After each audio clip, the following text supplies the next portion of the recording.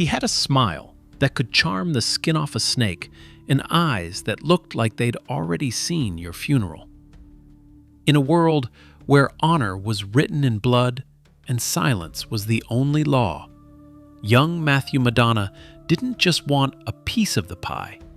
He wanted to own the bakery and charge rent for the oven. While the old mustache Petes were busy arguing over nickel-and-dime gambling rackets, this kid saw a blizzard coming, a storm of white powder that would bury the streets of Harlem in green.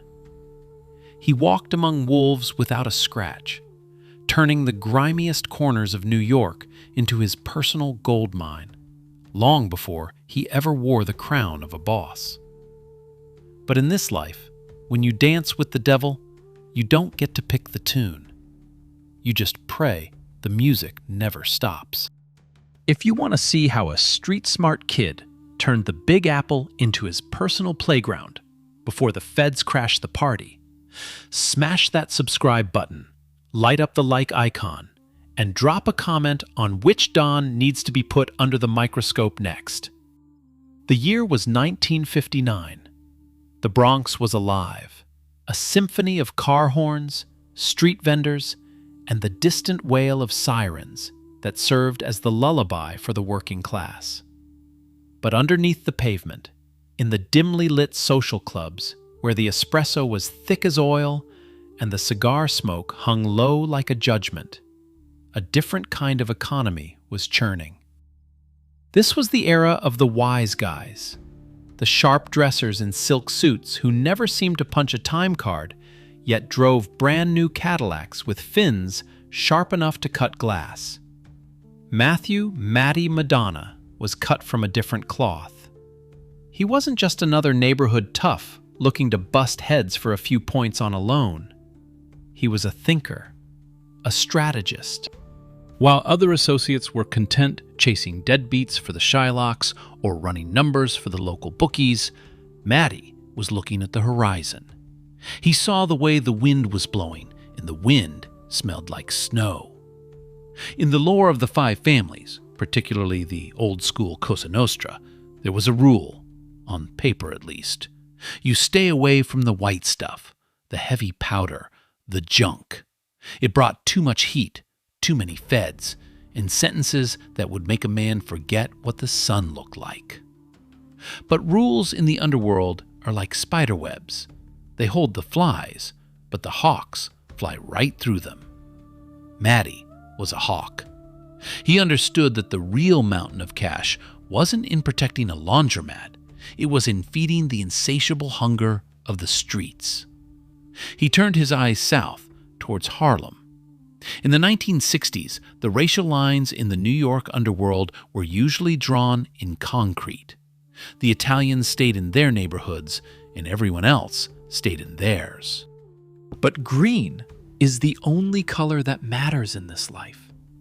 And Matty was colorblind when it came to business. He didn't just dip his toe in.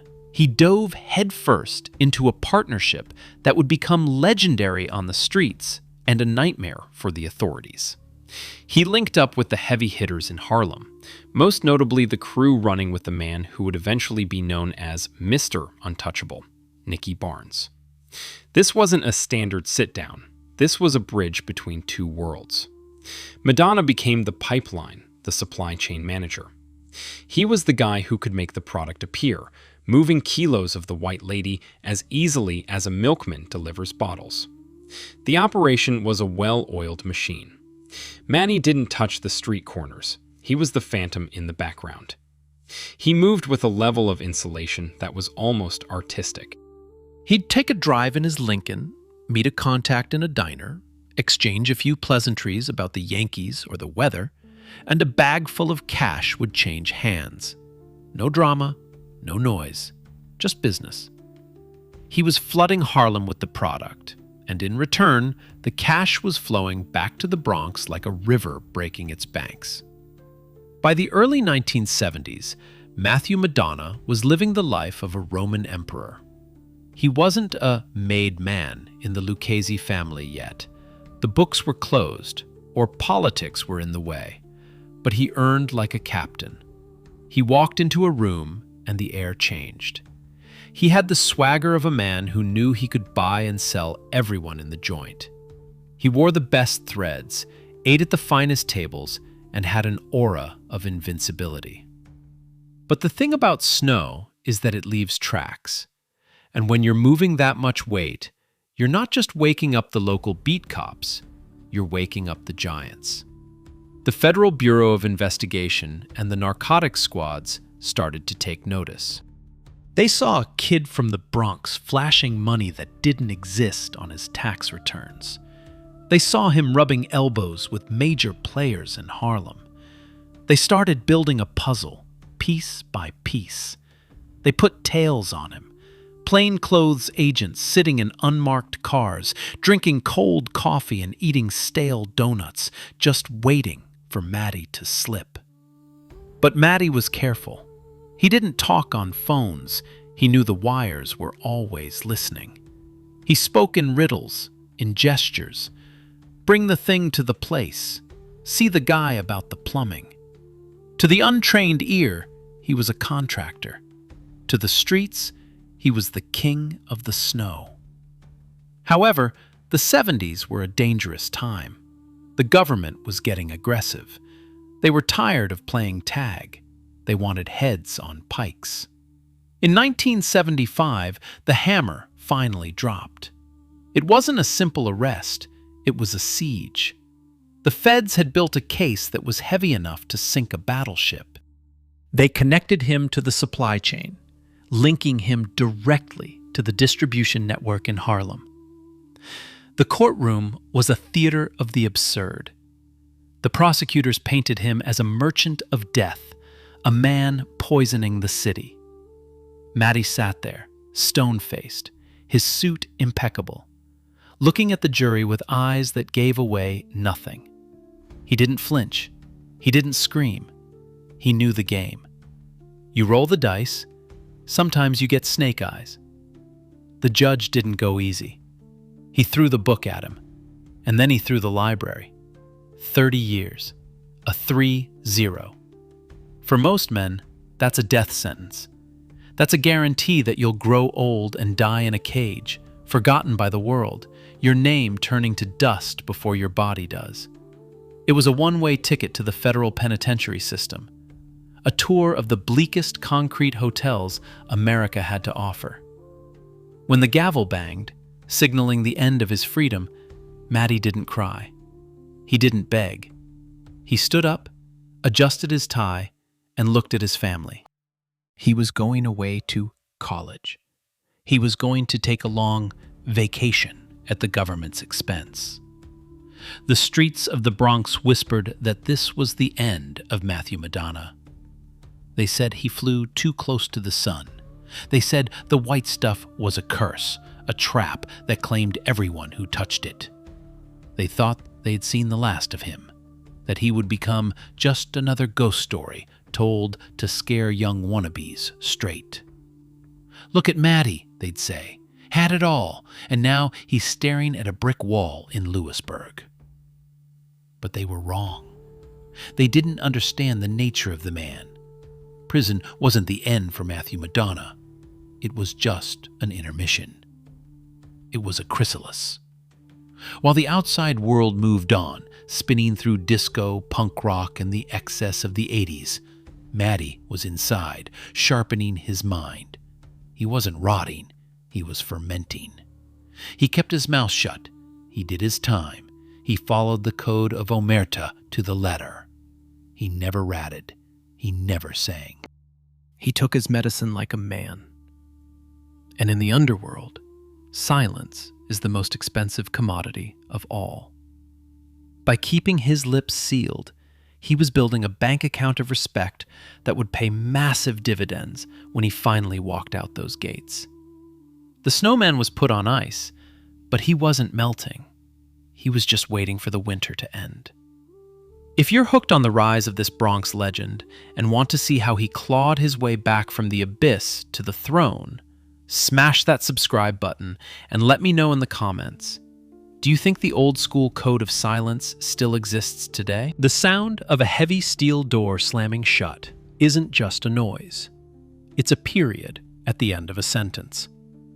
For Matty Madonna, walking into the federal penitentiary at Lewisburg wasn't just about losing his freedom. It was about entering a different kind of university. They call it the School of Hard Knocks. But Lewisburg in the late 70s and 80s was more like a masterclass in criminal networking. It was a concrete jungle where the predators were caged together, forced to share the same air, the same terrible food, and the same endless grinding hours. Lewisburg wasn't for the faint of heart. It was a warehouse for the most dangerous men in America. You had bank robbers, hijackers, and enough wise guys to start a small war. But inside those walls, hierarchy still existed. The stand-up guys, the ones who kept their mouths shut and did their time without whining, were the royalty. Madonna walked in with a heavy sentence hanging over his head, a 30-year stretch that would break a lesser man. Most guys, when faced with that kind of time, they start looking for a deal. They start looking at the prosecutors like they're long-lost friends, ready to trade secrets for a reduced sentence. They become canaries, singing tunes that send their former friends to the electric chair or a lifetime in a 6x8 cell. Not Matty. He zipped his lips. He followed the first and most sacred commandment of the streets, omerta, silence. He understood that in this life, your word is your bond and your silence is your currency. The feds tried to crack him. They dangled offers, promised him a walk in the park if he just gave up a few names from the Harlem Connection or the Bronx Cruise. But talking to Matty was like talking to a statue. He gave them nothing but a cold stare. He did his time standing on his head, as they say, effortlessly, with dignity. Inside, he wasn't just sitting around counting cockroaches. He was networking. He rubbed shoulders with heavy hitters from all the 5 families. In the joint, lines blur a little. You bond over shared misery and hatred for the screws, guards. Madonna solidified his reputation. He showed the world that he wasn't just a drug peddler. He was a man of honor in a world of thieves. He navigated the prison politics, avoided the shivs in the shower, and kept his nose clean. He became a ghost in the system, a man who was there, but not there. While Madonna was freezing in the long winter of incarceration, the world outside was burning. The 1980s were a chaotic bloodbath for the Lucchese family. The old bosses were dying off or getting pinched, and a new, more vicious regime was taking over. Vic Amuso and Anthony Gaspipe Casso rose to the top. These weren't just mobsters, they were butchers. They were paranoid, trigger-happy lunatics who saw rats in every shadow. The Windows case and the Commission case had decimated the leadership of New York's mafia. The streets were in panic mode. Amuso and Casso were ordering hits like they were ordering pizza. They were whacking guys for looking at them wrong, for not earning enough, for simply existing. It was a purge.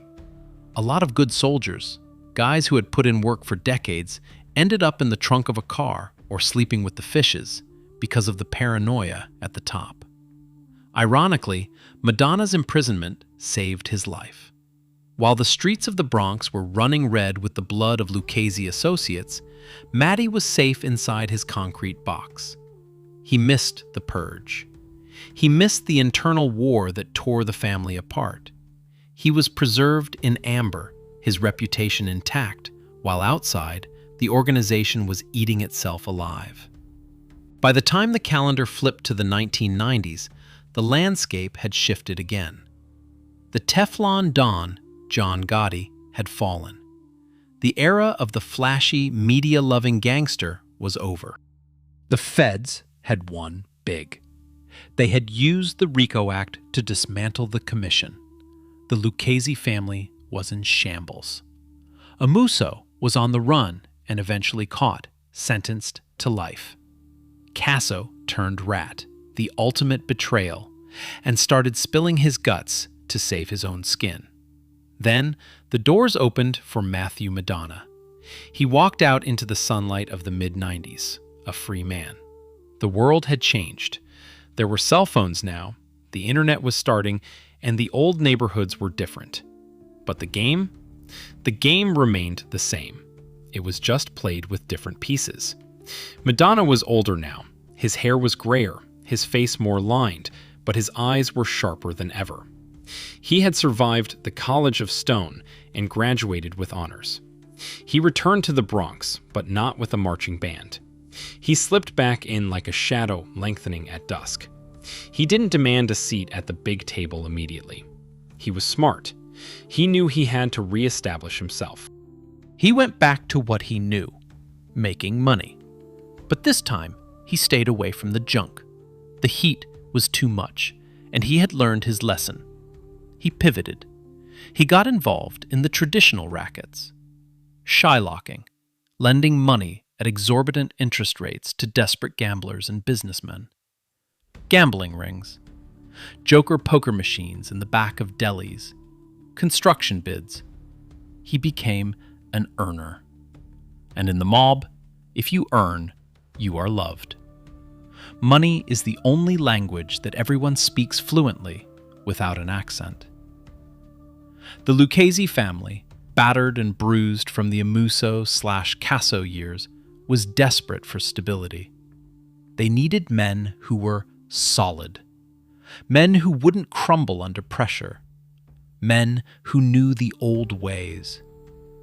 Matty Madonna was a relic of a bygone era, a man who had kept his mouth shut for decades. That kind of loyalty is rare, and it was rewarded. The books, the membership rolls that had been closed for years due to the chaos, were cracked open. Despite his past drug conviction, which was usually a disqualifier for being made, the administration looked the other way. His silence was his ticket. He had paid his dues in full. In a quiet ceremony, likely in a basement or a back room of a social club, with a gun and a knife on the table, Matty Madonna took the oath.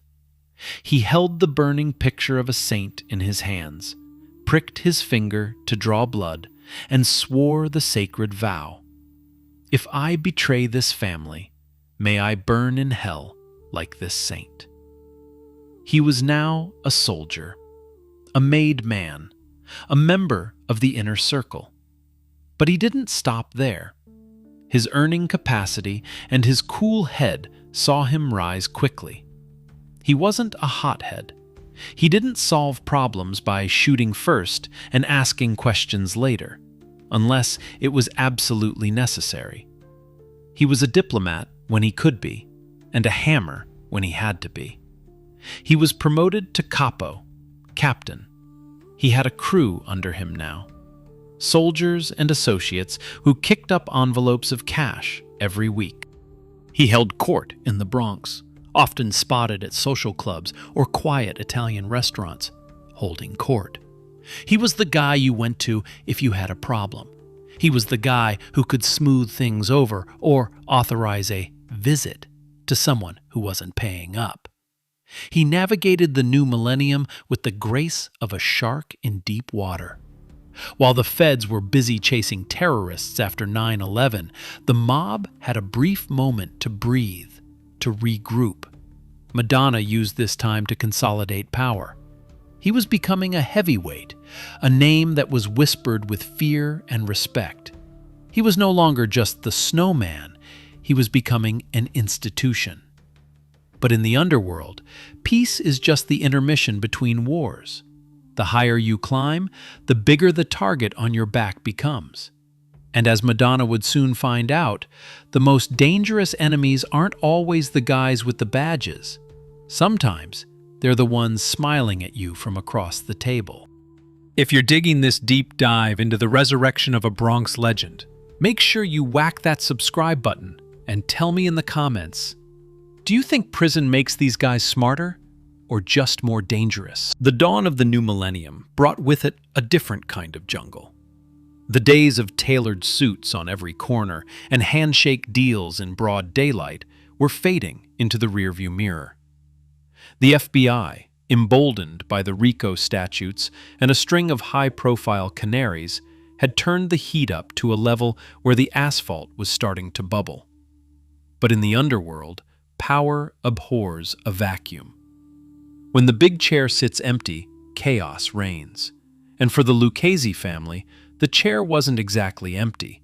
It was just located in a federal penitentiary in Illinois. Vic Amuso, the undisputed boss, was serving a life sentence without the possibility of parole. He was a guest of the government for eternity. But Vic was a throwback, a man who believed he could run a criminal empire from a payphone and through whispered messages passed during visitation hours. He refused to step down. He was the king, even if his castle was made of bars and concrete. This created a unique problem. Who runs the streets? You can't collect envelopes from a cell block. You can't settle disputes over garbage routes or construction contracts when you're locked down 23 hours a day. The family needed a face. They needed a hand to hold the reins. Enter the era of the ruling panel. To keep the peace and ensure the kick-ups kept flowing upstream, the administration set up a triumvirate, 3 heavyweights to steer the ship. And right there, sitting at the head of the table in the Bronx, was Matty Madonna. He wasn't just a participant, he was the anchor. By the mid-2000s, Madonna had solidified his position as a powerhouse. He was part of a 3-man panel running the day-to-day operations of the family. This was the street administration. They were the puppet masters, pulling the strings while the real boss sat in the shadows of the federal system. Madonna's style of leadership was a stark contrast to the flamboyant, media-hungry dons of the past. He didn't crave the cameras. He didn't want his face on the cover of the New York Post. He understood that in the modern era, anonymity was the ultimate shield. He operated out of the shadows of the Bronx, turning nondescript social clubs and unremarkable diners into the nerve centers of a vast criminal enterprise. He moved his headquarters to the Bronx, away from the prying eyes of Manhattan and the heat of Brooklyn. He held court in places where the espresso was bitter, the lighting was dim, and the patrons knew better than to look up when certain people walked in. Under his watch, the family went back to basics. They weren't trying to take over the world, they were trying to own the neighborhood. The bread and butter of the mob, gambling and loan sharking, shylocking, became the focus. Madonna was a master of the vig. He knew exactly how much juice to squeeze out of a lemon before it went dry. The books were open for business. The shy business was booming. Desperate businessmen, degenerate gamblers, and people who couldn't walk into a bank found themselves knocking on Madonna's door. The rates were high, but the approval process was fast. And the collateral? Well, let's just say your kneecaps were part of the agreement. Madonna managed this network with a terrifying efficiency. He didn't have to scream. He didn't have to wave a piece around. A quiet word from Matty Madonna carried more weight than 1,000 threats from a lesser man. If you were late with an envelope, you didn't get a late fee notice in the mail.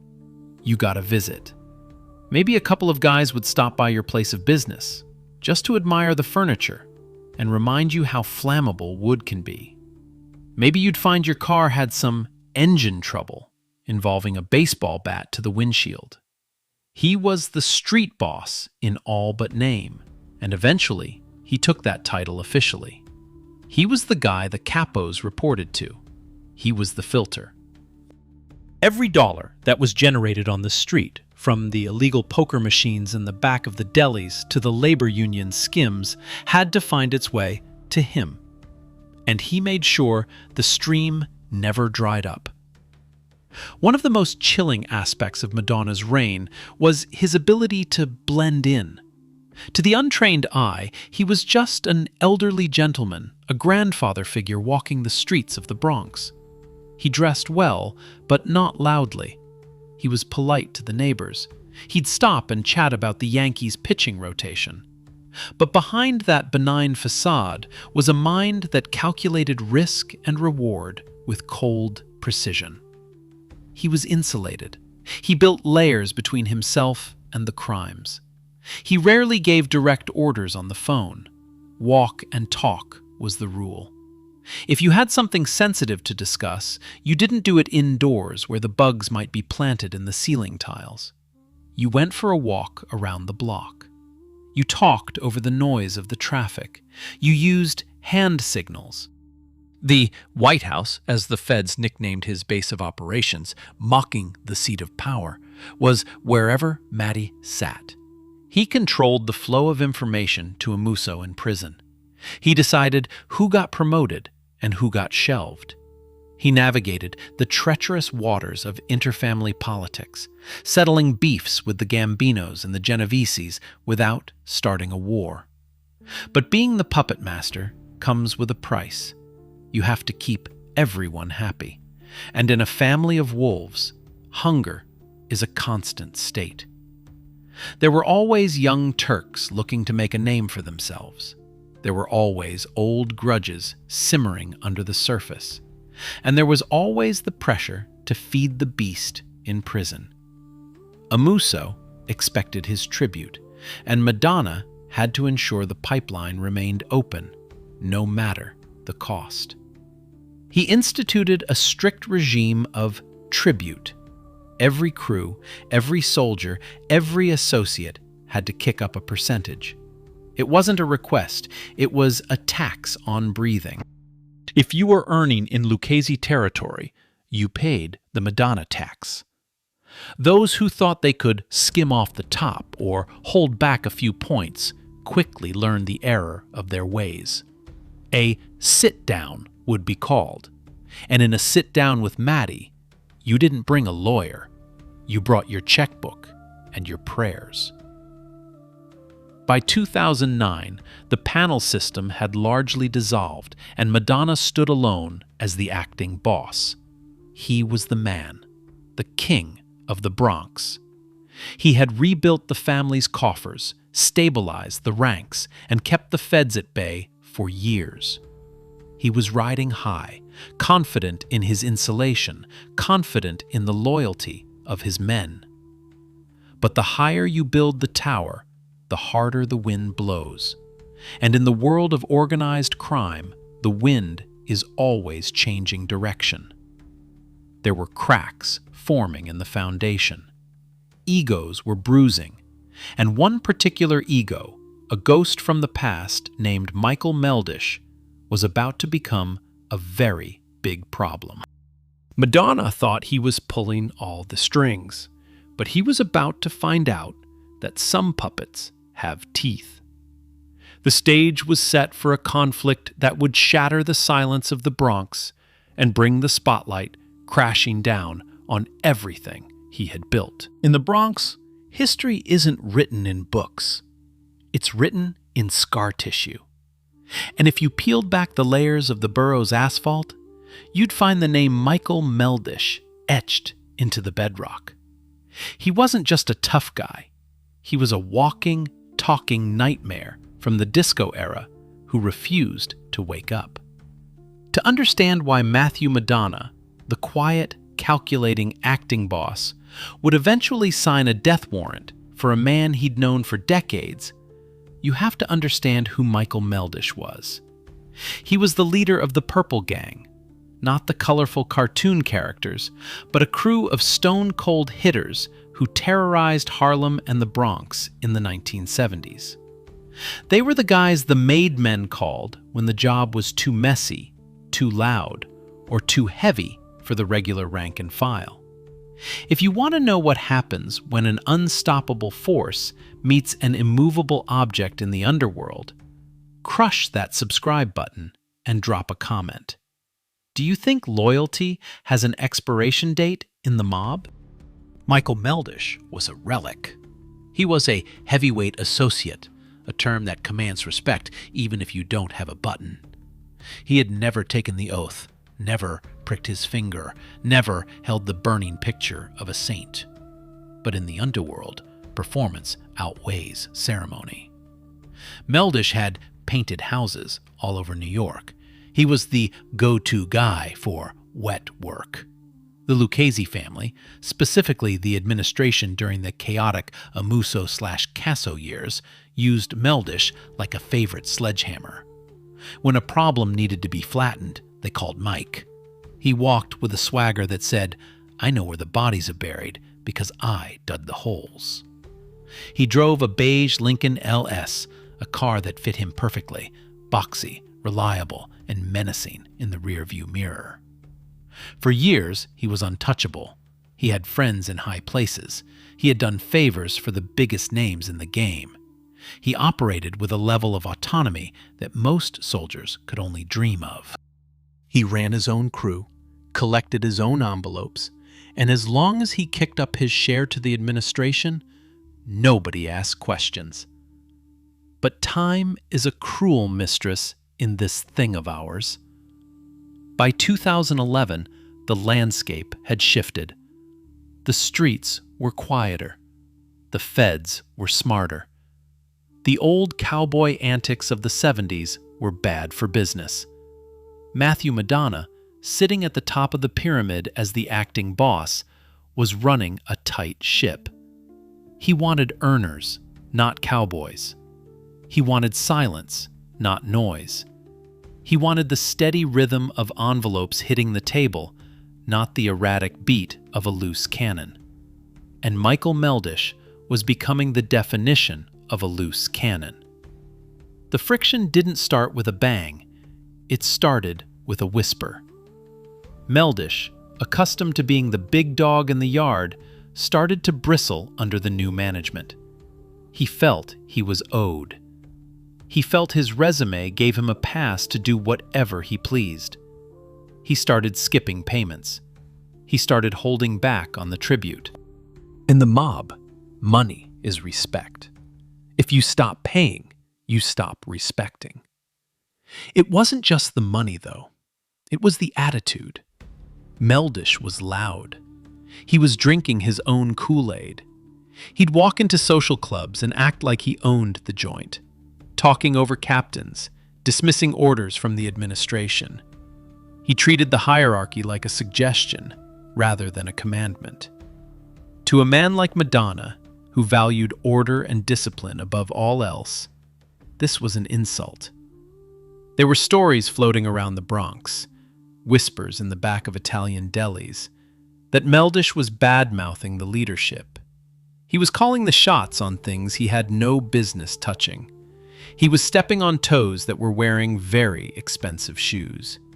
He was interfering in the Shylock business, telling borrowers not to pay certain people, or trying to collect on debts that belonged to the family. He was eating alone, a cardinal sin in an organization built on sharing the spoils. The relationship between Madonna and Meldish, once a profitable partnership, began to rot. Madonna, ever the diplomat, tried to smooth things over initially. He sent messengers. He sent warnings. Tell Mike to get in line. Tell Mike he's forgetting who wears the crown. But Meldish, blinded by his own ego and perhaps the belief that he knew too much to be touched, laughed it off. He thought his history protected him. He thought his connection to the heavy work of the past was a shield. He was wrong. In the Mafia, your past value doesn't buy your future safety. It's a "what have you done for me lately" world. And lately, Meldish was doing nothing but causing headaches. The situation reached a boiling point over a woman. It sounds cliché, like a bad movie, but in the underworld, personal slights are often the spark that ignites the powder keg. Meldish had become involved with a woman whom Madonna also knew. It wasn't a love triangle in the romantic sense, but a matter of propriety. Meldish was reportedly disrespectful about the situation. He made comments. He flaunted his disregard for Madonna's feelings and status. Then came the direct disrespect, the kind that can't be swept under the rug. According to the word on the street, there was a dispute over a debt, a substantial amount of green. Madonna, as the boss, made a ruling. He said, "This is how it's going to be," a direct order. And Meldish? He reportedly told the messenger to tell Madonna to go fly a kite, or something much less polite.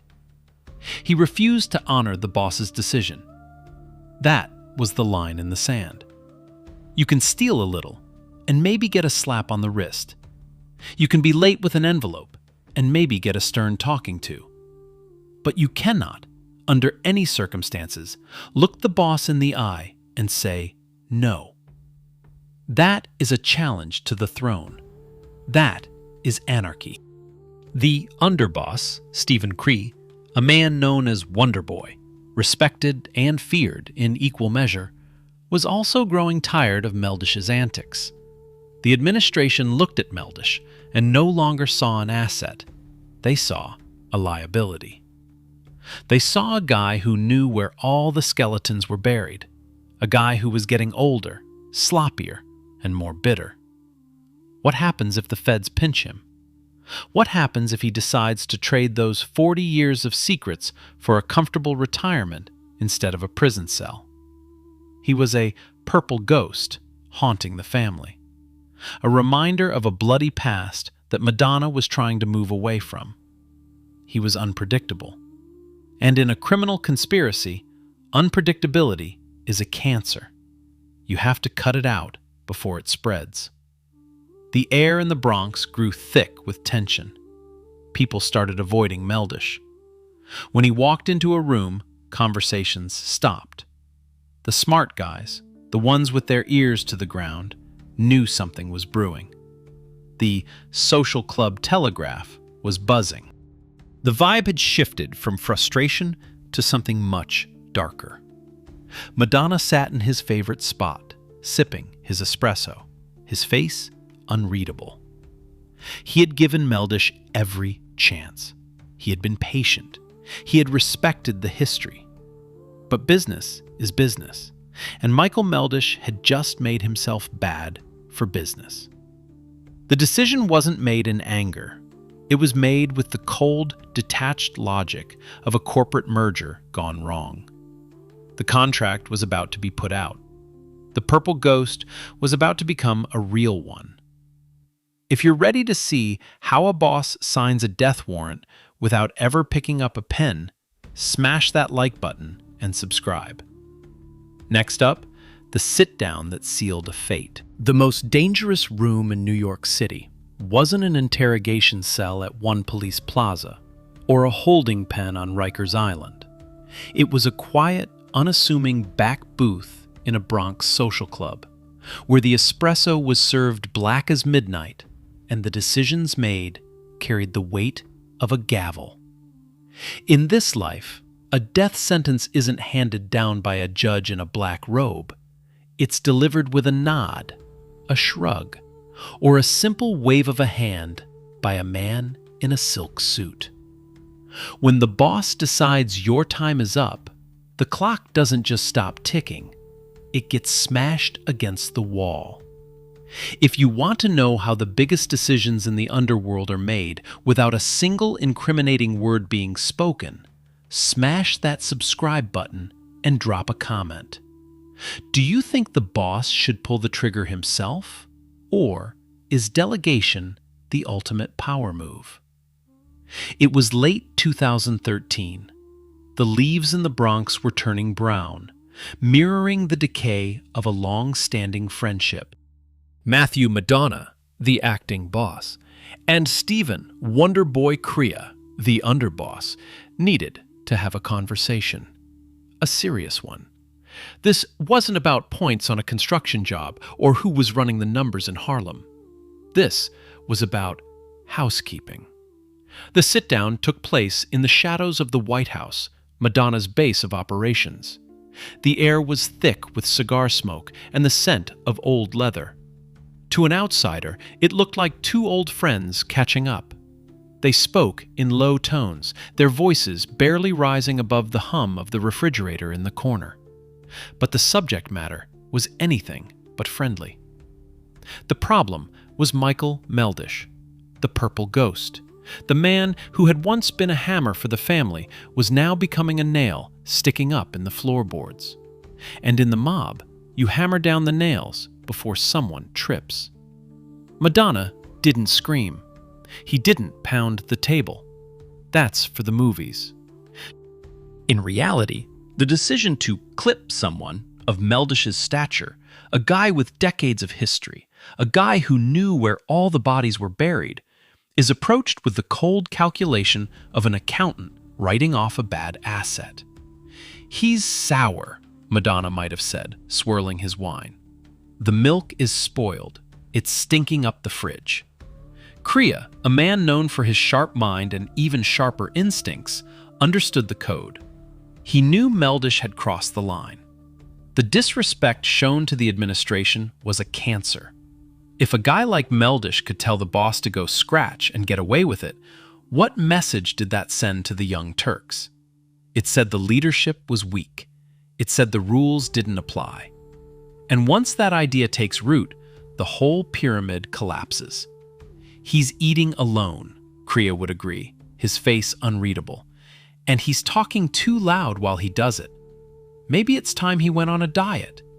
The conversation danced around the edges of the inevitable. They discussed Meldish's refusal to pay debts. They discussed the way he treated other made men. They discussed the personal insults he had thrown at Madonna regarding the woman they both knew.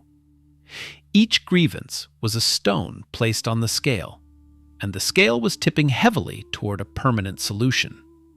Finally, the moment came. The nod. It's a terrifying piece of theater. There is no signed contract. There is no recording. Madonna simply conveyed that he was done with Meldish. "I don't want to see his face no more," he might have whispered. "Make him go away. Permanently." That was it. The warrant was signed in the air, invisible but ironclad. The green light was on. Now, the machinery of the family began to turn. A hit on a guy like Meldish isn't something you give to a junkie or a cowboy. You need professionals. You need guys who want to earn their stripes. The order trickled down the hierarchy like poison in a water supply. It went from the administration to the street level, finding its way to the ears of those hungry enough to do the deed. Enter Christopher Londonio. Londonio was a soldier in the family, a guy with ambition burning a hole in his chest.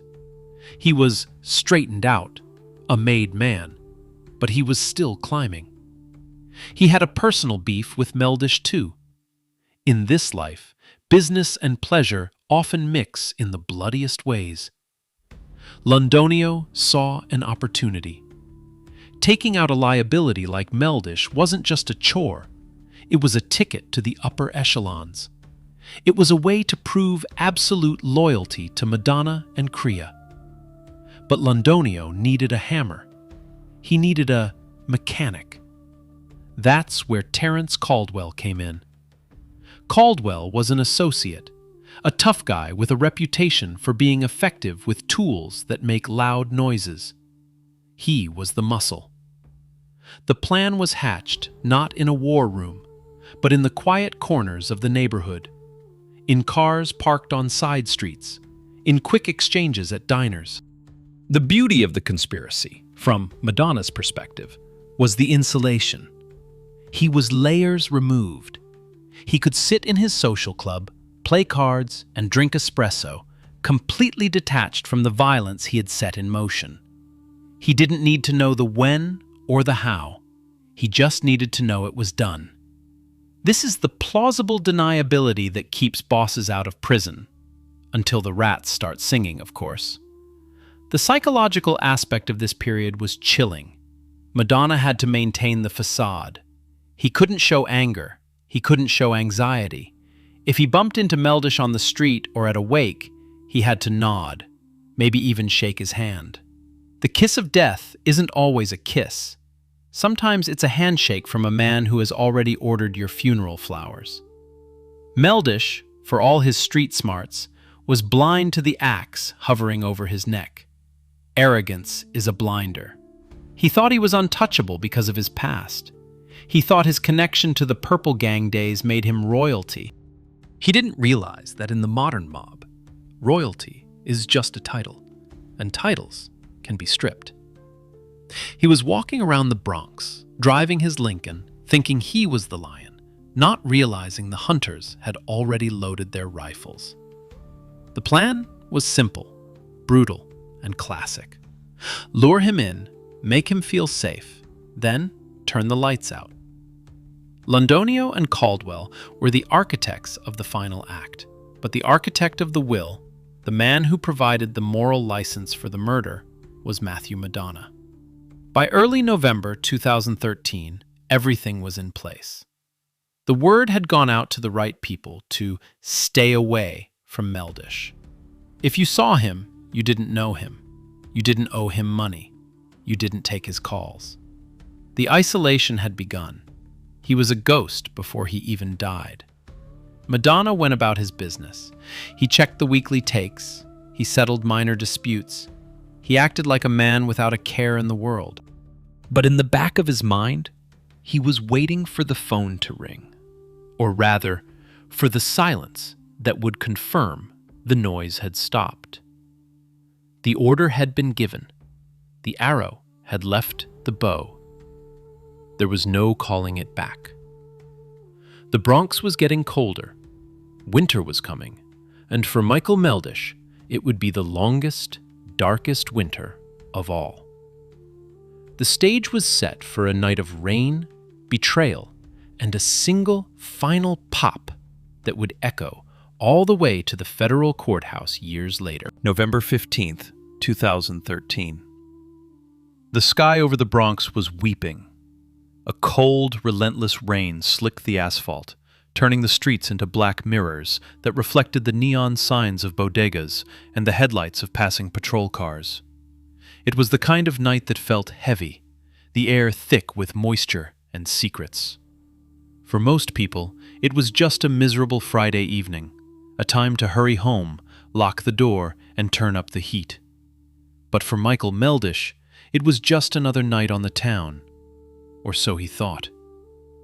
If you want to know what it feels like to drive yourself to your own funeral without even knowing it, hit that subscribe button, turn on notifications, and drop a comment. Do you think Meldish saw it coming? Or was he blinded by his own ego? Meldish was 62 years old. In the mob, that's ancient. That's a survivor. He had walked through the fires of the 1970s and 80s, the Purple Gang era, when bodies were dropping like autumn leaves in Harlem. He had outlived enemies, dodged indictments, and navigated the treacherous politics of the Lucchese family for decades. He drove a beige Lincoln LS, a solid car for a solid guy. He felt insulated. He felt like he had tenure. He didn't know that his tenure had been revoked.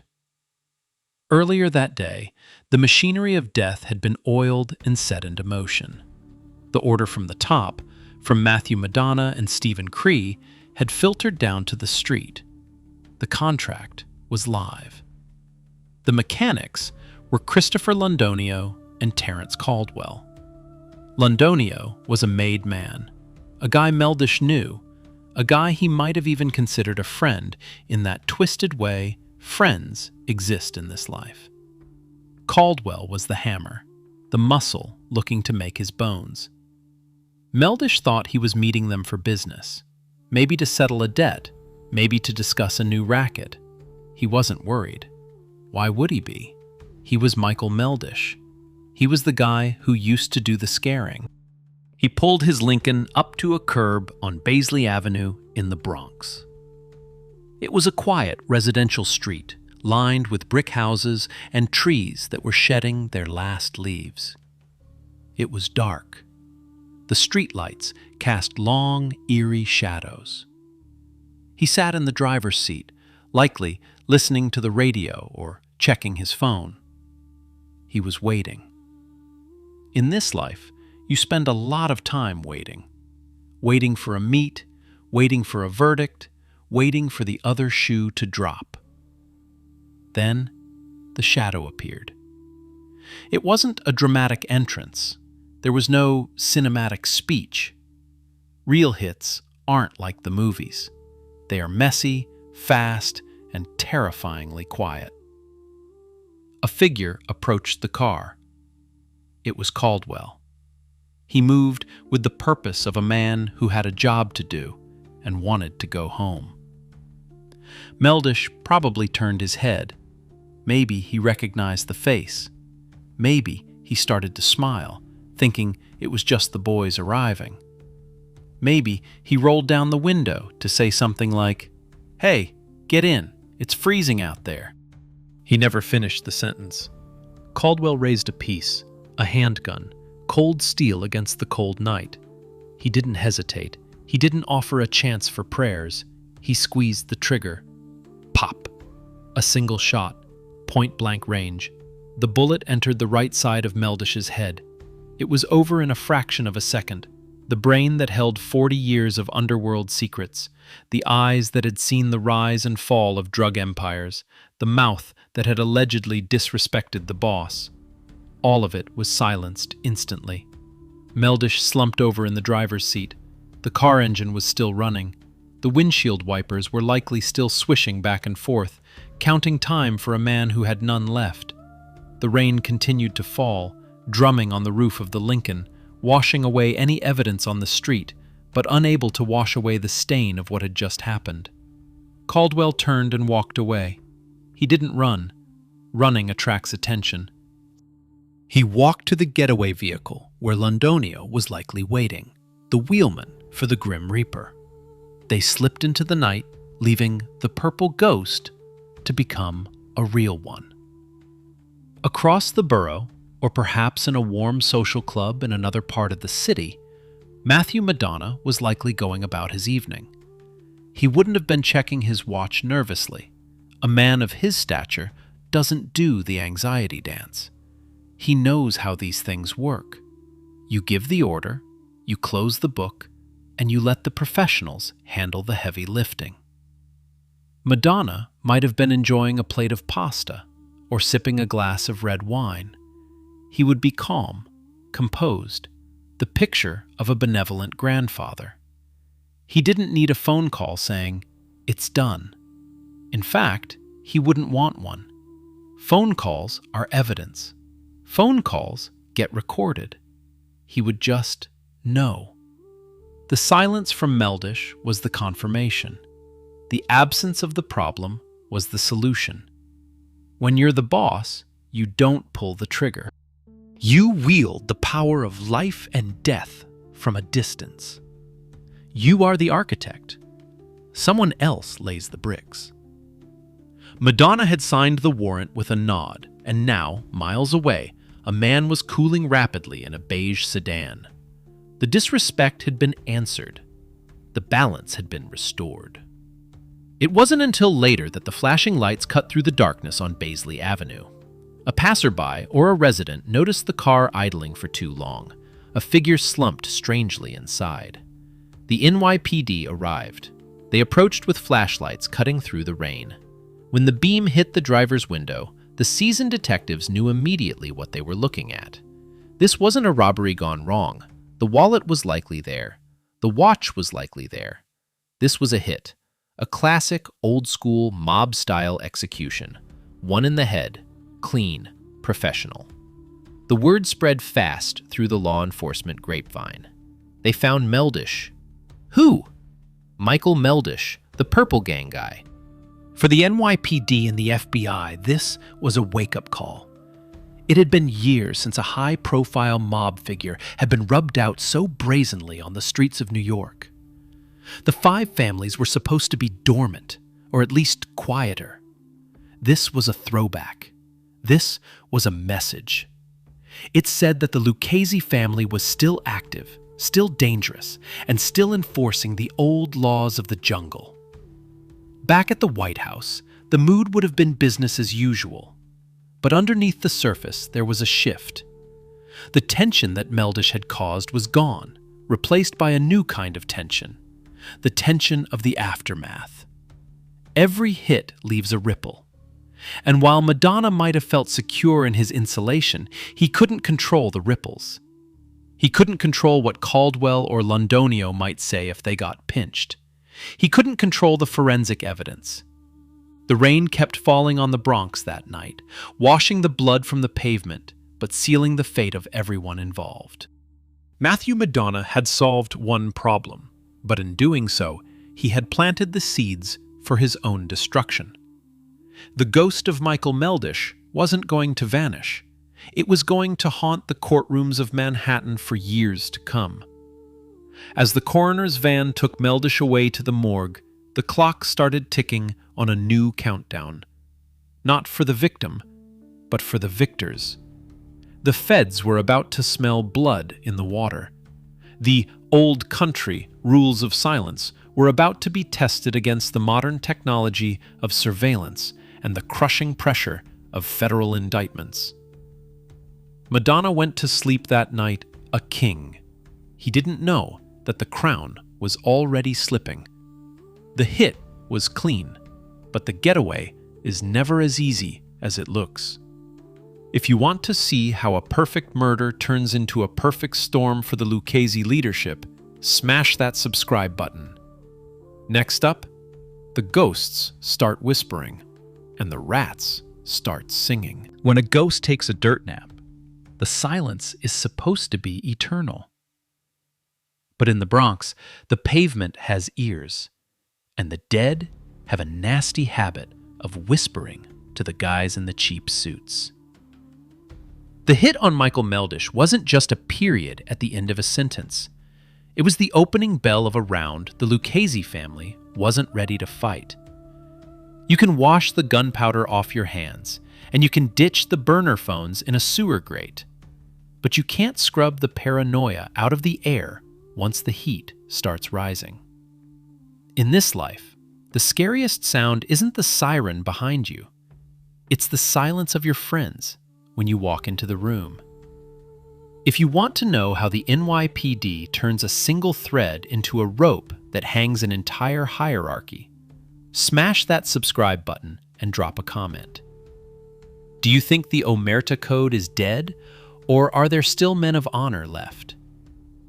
The morning after Michael Meldish was found slumped in his Lincoln, the Bronx woke up to a different energy. The newspapers called it a gangland-style execution, a phrase that hadn't been in the headlines for years. To the average citizen, it was a curiosity, a throwback to the Godfather days. But to the NYPD's Organized Crime Investigation Division and the FBI, it was blood in the water. This wasn't a random acts of violence, a single shot to the head, no robbery, no struggle. That's a signature. That's a message. The badges knew exactly who Meldish was. They knew his history with the Purple Gang, his reputation as a heavy hitter, and his ties to the Lucchese administration. When a guy with that kind of resume gets his ticket punched, it means the tectonic plates of the underworld are shifting. For Matthew Madonna, the days following the hit were a masterclass in poker. He sat in his usual spots, drank his usual espresso, and talked about everything except the elephant in the room. He was the old man, the grandfather of the neighborhood. He projected an air of complete indifference. Why would he care about a washed-up associate meeting a bad end? But behind the aviator sunglasses, the gears were turning. Madonna knew that a hit this high profile brings heat. He knew the Phoebes, FBI, would be looking at the top of the pyramid. He relied on his insulation. He hadn't pulled the trigger. He hadn't driven the car. He hadn't even spoken to the shooters directly. He had used layers, buffers. He had whispered to a guy who whispered to a guy who nodded at the shooters. In the old days, that was enough. However, the old days didn't have license plate readers on every corner. They didn't have cell tower triangulation that could pinpoint a phone to within 10 feet. They didn't have cameras on every storefront and doorbell. The digital footprint of the murder was there, invisible to the wise guys, but neon bright to the tech geeks at one police plaza. The investigation started quietly. The detectives began pulling threads. They looked at Meldish's phone records. Who did he talk to last? Who was he meeting? They looked at the car. They canvassed the neighborhood. Slowly, the picture began to form. The first cracks appeared not at the top, but at the bottom. The shooters, Christopher Londonio and Terrence Caldwell, weren't exactly ghosts. They had lives. They had phones. They had mouths. Londonio was a made man, ambitious and hungry. He thought taking out Meldish was his golden ticket. He probably strutted a little too much in the social clubs. He probably gave knowing looks that screamed, "Yeah, I handled that." And Caldwell? The muscle? He was a professional, but even professionals leave traces. The car used in the getaway, a distinct vehicle, was caught on camera. The timing matched. The pieces of the puzzle were jagged, but they were starting to fit together. Then came the pressure. The feds don't just kick down doors, they squeeze. They started picking up low-level associates on unrelated charges. A gambling beef here, a parole violation there, small stuff. But when you're sitting in an interrogation room, staring at 5 to 10 years for a shylocking charge, and a clean-cut agent slides a photo of a dead body across the table, the math changes. "We don't want you," they'd say. "We want the big fish. Give us something on the Meldish hit, and maybe you walk." This is where the rats differ from the men. In the Golden Age, guys did their 20 years standing on their heads. They kept their mouths shut because they knew the family would take care of them. But in 2014, the family wasn't taking care of anyone. The loyalty was a one-way street. The envelopes weren't coming in like they used to. The whispers started. A name here, a rumor there. Londonio was bragging. Caldwell was the mechanic. The order came from the top. The street telegraph is faster than the internet, and the feds were tapping into the line. The investigation, dubbed Operation White House, a mocking nod to Madonna's nickname and base of power, began to tighten the noose. They weren't just looking at the murder, they were building a RICO case, Racketeer Influenced and Corrupt Organizations Act, the magic wand that allows the government to charge the boss for the crimes of the soldier. Madonna felt the atmosphere change. He saw the unmarked cars parked down the block a little too often. He noticed certain guys weren't coming around anymore. The social clubs, once sanctuaries of brotherhood, became filled with suspicious glances. Is he wearing a wire? Did he talk to the grand jury? Paranoia is a slow poison. It makes you doubt your own shadow. But Madonna remained arrogant. He was the acting boss. He was untouchable. He believed that without a direct recording of him saying the words, "Kill him," they had nothing. He underestimated the power of circumstantial evidence and the willingness of his own family to betray him. The turning point came when the feds flipped a key witness, someone close to the action, someone who could connect the dots between the street soldiers and the administration. We won't name him yet, but let's just say a little bird started singing a song that sounded a lot like a funeral dirge for the Lucchese leadership. This witness didn't just give up the shooters, he gave up the chain of command. He explained how the nod worked.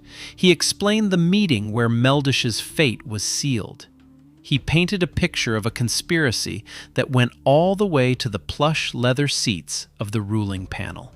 By 2015 and 2016, the grand jury was working overtime. Subpoenas were flying like confetti. The feds were building a wall of evidence, brick by brick. They had DNA. They had phone records placing Caldwell at the scene. They had Londonio's ambition used against him. And looming over it all was the shadow of Matty Madonna. Madonna tried to keep the ship steady. He continued to collect envelopes. He continued to run the rackets. He probably thought, they're fishing. They got nothing. It's the fatal flaw of every kingpin, the belief that they are smarter than the system. But the system has infinite patience and infinite resources. The detectives working the case were grinding. They were connecting the murder to the larger pattern of racketeering, the gambling, the loan sharking, the extortion. They were painting a portrait of a criminal enterprise that was alive and well, ruled by fear and violence. The ghosts of the past were circling. Meldish wasn't just a dead body anymore. He was the key to the castle. His death had opened a door that Madonna had spent a lifetime trying to keep locked. As the winter of 2016 approached, the investigation reached its critical mass. The warrants were typed up, the tactical teams were briefed. The hammer was raised, poised to strike not just at the limbs of the family, but at its head. Madonna went to bed in his Bronx home, perhaps dreaming of the old days, unaware that the modern world was about to kick his front door in. The silence was about to be broken by the sound of battering rams and the shout of, "Federal agents!" The heat is on, and the kitchen is about to explode. If you want to see the moment the king of the Bronx gets dethroned, smash that subscribe button. Next up, Operation White House goes live, and the morning raids change everything. The most dangerous time of day for a mob boss isn't midnight in a dark alley. It's 6 a.m. in his own bedroom. That's the Fed hour. The time when the coffee is brewing at the FBI field office, the tactical vests are being strapped on, and the battering rams are being lifted out of the trunks of unmarked SUVs. For Matty Madonna, the morning of May 31st, 2017, began not with the chirping of birds or the smell of espresso, but with the earth-shattering boom of a door being smashed off its hinges. The king of the Bronx was about to be dethroned, not by a rival family, but by a swarm of windbreakers with FBI stenciled in yellow on the back. If you want to see how the government takes down a criminal empire before breakfast, smash that subscribe button and drop a comment. Do you think the feds wait for the perfect moment, or do they just like waking people up? The operation was massive. It wasn't just a knock and talk, it was a siege. Dozens of agents from the FBI, detectives from the NYPD, and investigators from the Westchester County District Attorney's Office had been preparing for this moment for months. They called it a sweep, but it felt more like an invasion. The target list read like a who's who of the Lucchese crime family hierarchy. At the top of that list, circled in red, was Matty Madonna. Inside his modest home in the Bronx, Madonna was asleep. He was 81 years old. At that age, you don't sleep deep. But even a light sleeper isn't prepared for the sonic assault of a tactical entry team. "Federal agents! Search warrant! Hands where we can see them!" The shouts echoed through the house, bouncing off the walls that had sheltered decades of criminal conspiracies. There is a profound humiliation in the way these raids go down.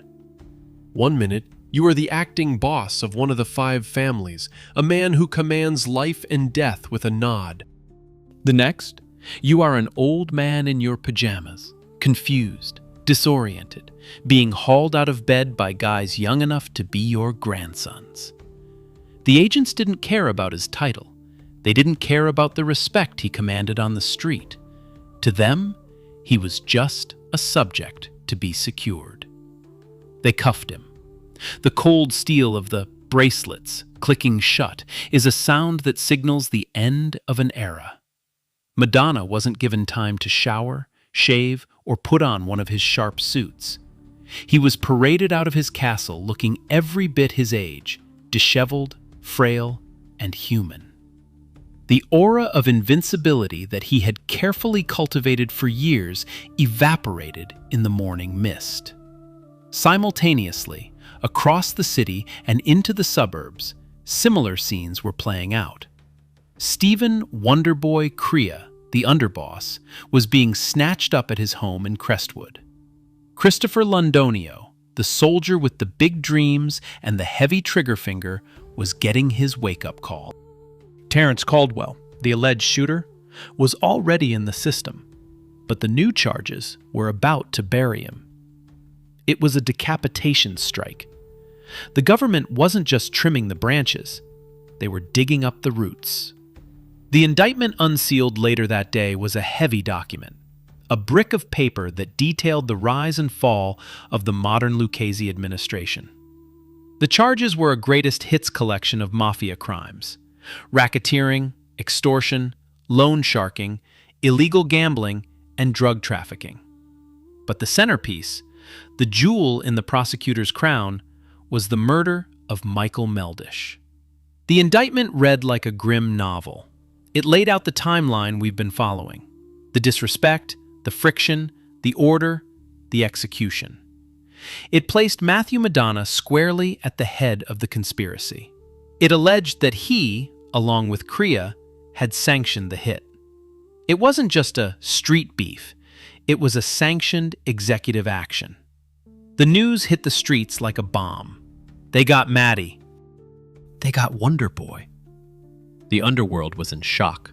For years, there had been a feeling that the feds were losing interest in the mob, focusing their resources on terrorism and cybercrime. The wise guys thought they had room to breathe. They thought if they kept the violence low-key and the bodies hidden, they could operate indefinitely.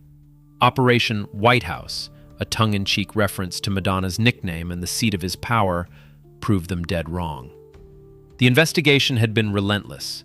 They had used every tool in the modern law enforcement arsenal: roving wiretaps on burner phones, confidential informants wearing wires in social clubs, license plate readers tracking the movement of vehicles involved in the Meldish hit, DNA evidence linking Caldwell to the scene. But the most damaging evidence came from the rats. The indictment hinted at cooperating witnesses, insiders who had decided that a life in witness protection eating egg noodles with ketchup was better than dying in prison. These weren't just low-level associates. These were guys who had sat in the rooms where the decisions were made. They were the ones who could translate the nods and the winks for a jury. They could explain that when Madonna said, "He's gotta go," he didn't mean Meldish was moving to Florida. As Madonna sat in the holding cell at the federal courthouse, waiting for his arraignment, the gravity of the situation must have set in. This wasn't a tax case. This wasn't a parole violation. This was a capital murder charge wrapped in a RICO bow. The penalty wasn't a few years at a club fed. It was life in prison, a death sentence by another name. The arraignment was a spectacle. The courtroom was packed with reporters, family members, and agents. Madonna, now dressed in street clothes but looking tired and defeated, sat at the defense table. He pleaded not guilty, of course. That's the dance. You never admit anything. You make them prove it. But looking at the stack of evidence the prosecution had piled up, even the most optimistic defense attorney would have felt a chill. The feds had connected the dots perfectly. They tied the gambling rings, the sports betting, the poker machines, directly to the administration's pockets. They showed how the money flowed up, and then they tied the murder to the protection of that money and that power. They argued that Meldish was killed to maintain discipline, to protect the hierarchy. It was a classic RICO move, proving that the crime was part of the business. Madonna's insulation, the layers of buffers he had relied on, had failed. The technology and the treachery of his own men had pierced the veil. The street boss was now just inmate number 75678-054, or whatever number the Bureau of Prisons assigned him. The psychological impact on the Lucchese family was devastating. With the top two guys, Madonna and Courier, off the street, the family was rudderless. The streets of the Bronx and Harlem, once their personal fiefdoms, were suddenly open territory. The fear that Madonna inspired was replaced by the fear of who would talk next. If the boss could get pinched, nobody was safe. The fall of Matty Madonna marked the end of an era for the Bronx faction. He was one of the last old-school guys who tried to run a modern crime family with traditional values. But the world had moved on. The surveillance state was too strong, and the code of omerta was too weak. As he was led away in shackles, denied bail due to the severity of the charges and his danger to the community, Madonna didn't look back. He knew where he was going. He was going to the one place he had avoided for decades, the one place where his power meant nothing. He was going to the concrete coffin. But first, he would have to endure the theater of a public trial, where his secrets would be laid bare for the world to see. The king is in chains, but the war isn't over. The courtroom is about to become a battlefield, and the witnesses are ready to sing. If you want to see the trial that put the final nail in the coffin of the Lucchese administration, smash that subscribe button. Next up, the trial of the century, Mob Edition. The courtroom in White Plains, New York, felt less like a hall of justice and more like a coliseum where the lions were finally being fed to the Christians. It was 2019, and the air inside the federal building was so thick with tension you could cut it with a stiletto. This wasn't just a trial. It was the funeral service for the Lucchese crime family's administration, presided over by a judge in black robes instead of a priest. Sitting at the defense table, looking more like grandfatherly figures than the architects of a criminal empire, were Matty Madonna and his underboss, Stephen Wonderboy Courier. But make no mistake, the government wasn't there to pay respects. They were there to bury them under a mountain of evidence so heavy that not even Houdini could escape. If you want a front row seat to the moment the gavel came down like a guillotine on the last of the old school bosses, smash that subscribe button and let me know in the comments, if you were on that jury, would you have the guts to look a Don in the eye and say guilty? The trial began with the kind of fanfare usually reserved for celebrity scandals. The prosecution, a team of sharp-suited assistant U.S. attorneys, laid out their case like a master chef presenting a 7-course meal of destruction. They promised to show the jury not just a murder, but a pattern of racketeering that stretched back years. They painted a picture of the Bronx not as a bustling borough of families and businesses, but as a fiefdom ruled by fear, where Matty Madonna sat on the throne and Stephen Courier held the scepter. The star of the show, however, wasn't the lawyers. It was the rats. The government had assembled a choir of canaries that would make a bird shop jealous. These were men who had once sworn the oath of omerta, who had pricked their fingers and burned the saint, now sitting on the witness stand, pointing fingers at their former bosses. The most damaging testimony came from guys who were right in the thick of it. They peeled back the curtain on the White House, Madonna's base of operations. They described the hierarchy in excruciating detail. They explained to the jury, a group of regular civilians who probably thought the mafia was just a movie trope, exactly how a hit is ordered in the modern age. One witness, a former associate turned government cooperator, detailed the nod. He explained that guys like Madonna don't write memos. They don't send texts saying, Please kill Michael Meldish at 9 p.m. No, they speak in a language of silence. A look, a shrug, a phrase like, he's gotta go. The witness testified that the order to clip Meldish came down from the very top. He described the frustration of the administration with Meldish's disrespect, his refusal to kick up money, and his general bad attitude. The prosecution played tapes, hours of them, wiretaps from burner phones and bugs planted in cars. The jury heard the voices of the soldiers, Christopher Londonio and Terrence Caldwell, discussing the logistics of the hit. They heard the callousness. They heard them talking about Meldish like he was a piece of garbage that needed to be taken to the curb, not a human being with a family. But the most chilling moments were when the dots were connected to Madonna. The government introduced evidence showing that shortly after the hit, the shooters were made or promoted. In the mob, you don't get a promotion for doing a good job on a construction site. You get it for doing work. The timeline was damning. Meldish gets erased in November 2013. The guys involved start moving up the ladder shortly after. The prosecutor looked at the jury and asked, "Is that a coincidence? Or is that payment for services rendered?"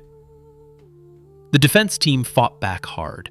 They were high-priced, high-powered attorneys who knew their way around a RICO case. Their strategy was classic: attack the messenger. They painted the cooperating witnesses as liars, murderers, and sociopaths who would say anything to save their own skins. "These men are singing for their supper," the defense argued. "They are facing life in prison, and the government is dangling a get-out-of-jail-free card. Would you trust a word they say?" They tried to portray Madonna as just an old man, a figurehead who was out of the loop. They argued that the hit on Meldish was a rogue action by hot-headed soldiers, not a sanctioned executive order. They tried to separate the street boss from the street violence, but the physical evidence was the nail in the coffin. The defense couldn't argue with cell phone tower pings. The feds showed that Terrence Caldwell's phone was pinging off towers near the murder scene at the exact time Meldish took his final nap. They had surveillance video of the getaway car, a distinct Chrysler 300, cruising the neighborhood. They had DNA evidence. It was a symphony of proof. The rats provided the lyrics, but the science provided the music, and the tune was a funeral march. Throughout the weeks of the trial, Madonna sat at the defense table, stone-faced. He didn't take the stand. He didn't have outbursts. He sat with the stoic dignity of a man who knows the game is rigged but refuses to flip the table. He watched his former friends betray him without blinking. He listened to the gruesome details of the murder without flinching. He was old school to the bitter end. He knew that showing emotion was a sign of weakness. The jury deliberated. The waiting is the hardest part. The defendants sat in holding cells, knowing that 12 strangers held their lives in their hands. In a RICO case, the verdict is usually all or nothing. You either walk or you get buried. When the jury returned, the courtroom was silent enough to hear a pin drop. The foreman stood up. The judge asked for the verdict. On count 1, racketeering conspiracy, guilty. On count 2, conspiracy to commit murder in aid of racketeering, guilty. On count 3, murder in aid of racketeering, guilty. On count 4, use of a firearm in furtherance of a crime of violence, guilty. The word guilty echoed like a hammer strike, over and over again. Matty Madonna, Stephen Crea, Christopher Londonio, and Terrence Caldwell were convicted on all major counts. The murder of Michael Meldish had come back to haunt them with a vengeance. The purple ghost had his revenge from beyond the grave. Madonna didn't collapse. He didn't cry. He simply nodded, perhaps accepting the fate he had courted for decades. He was 84 years old. A conviction for murder and racketeering carries a mandatory life sentence. There is no parole in the federal system. Life means until you are dead. The prosecution team exchanged handshakes. The agents who had spent years digging through garbage, sitting in freezing surveillance vans, and listening to endless hours of wiretaps, let out a collective breath. They had done the impossible. They had taken down the entire administration of one of the 5 families in a single swoop. They had proved that even the most insulated boss, the man who never touches the gun, is just as guilty as the man who pulls the trigger. For the Lucchese family, the verdict was a catastrophe. It wasn't just losing a boss. It was losing the myth of invincibility. It showed that the government could penetrate the highest levels of the organization. It showed that the code of silence was dead, replaced by the code of survival. As the bailiffs moved in to cuff the defendants, the reality of the situation set in. The sharp suits would be traded for orange jumpsuits. The espresso and fine dining would be replaced by prison chow. The respect and fear they commanded on the street would evaporate within the concrete walls of a federal penitentiary. Madonna looked around the courtroom one last time. He saw the faces of the prosecutors, the judge, the jury. He saw the world that was moving on without him. He had played the game, and he had lost. The White House had fallen. The trial of the century for the Lucchese family ended not with a bang, but with the clinking of chains. The king of the Bronx was heading to his final castle, a place made of steel bars and razor wire, where the only thing he would rule over was the memories of a life that was now officially over. The verdict is in, and the hammer has dropped. But the story doesn't end when the judge says guilty. The final act is the long, slow fade into darkness. If you want to witness the final days of a dawn inside the belly of the beast, smash that subscribe button. Next up, the concrete coffin and the end of the line. The gavel strike in that White Plains courtroom wasn't just a sound. It was a heavy iron door slamming shut on a long, dark era. Matty Madonna, the acting boss of the Lucchese family, the man who once controlled the Bronx with a whispered syllable, was handed a one-way ticket to a concrete coffin. When the judge handed down the life sentence, there were no dramatic gasps, no tears. Matty just blinked. He knew the rules of the game. You roll the dice, you push your chips to the center of the table, and sometimes the house takes it all. The transition from a don to a digit is a brutal, humiliating process. The tailored silk suits, the handmade Italian loafers, the pinky rings that caught the dim light of a social club, all of it gets stripped away.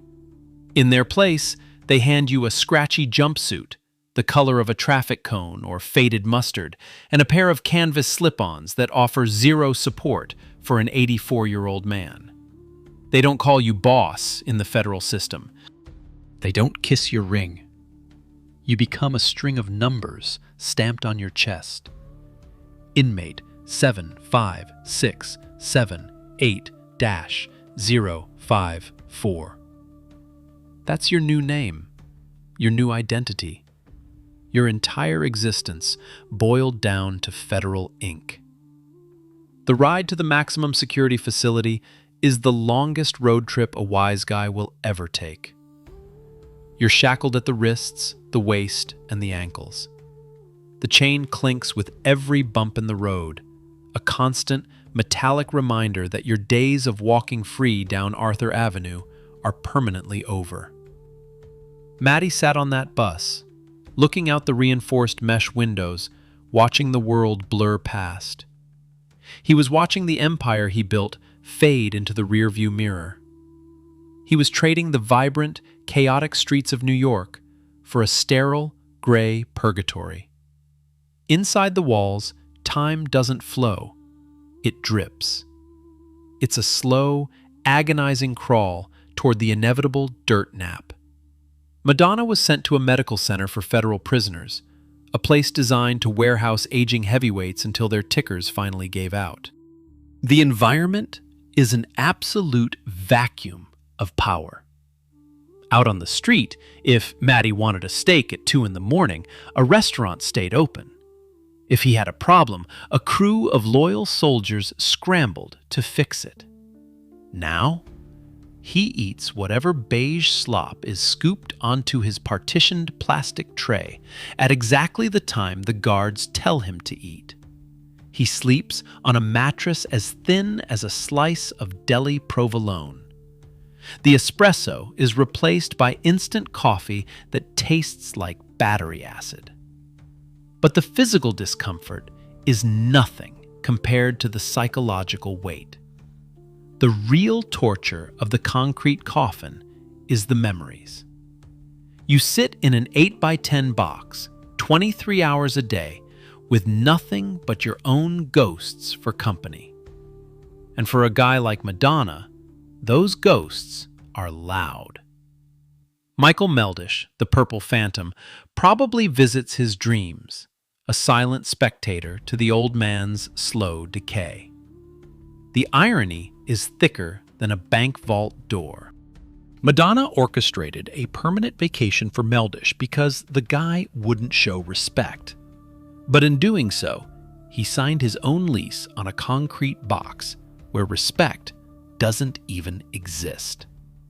Matty is one of the last true dinosaurs, a last of the Mohicans for La Cosa Nostra. He came up in an era when the rules meant something.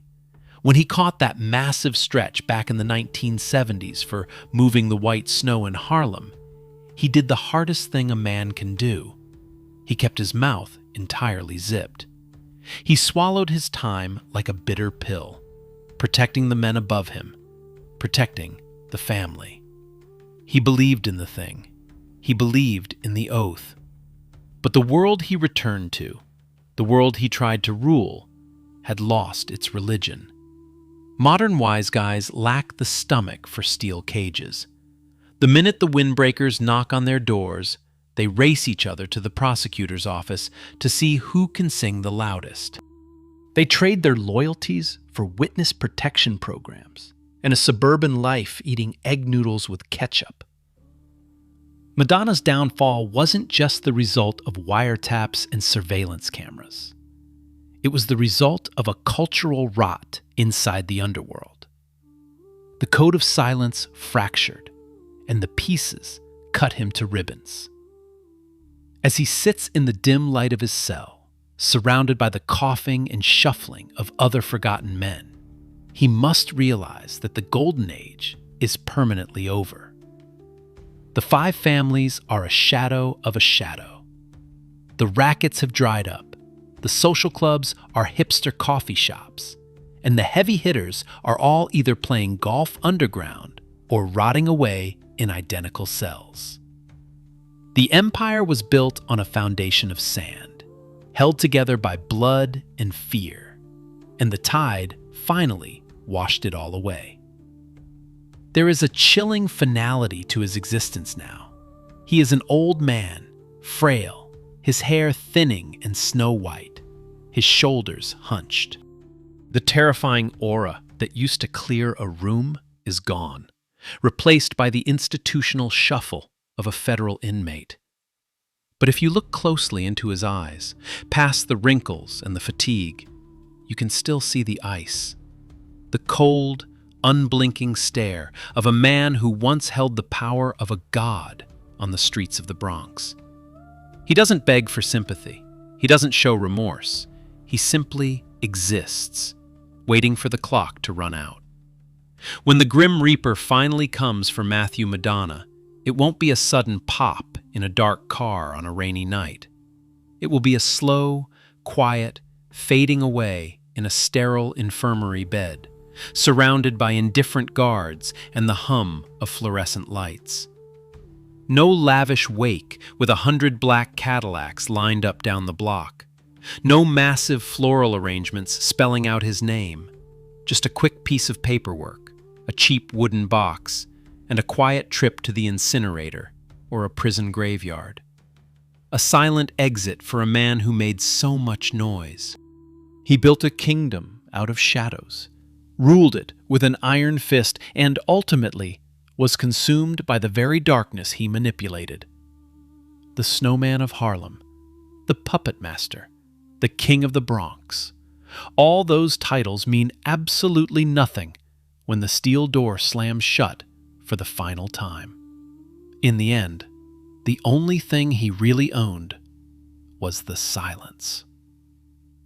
If this deep dive into the chilling rise and agonizing fall of Matty Madonna kept you up at night, do me a favor. Smash that subscribe button, hit the bell so you never miss a hit, and drop a dead rose in the comments, along with the name of the next underworld legend you want me to put under the microscope. Until next time, keep your eyes open and your mouth shut, because you never know who's listening in the shadows.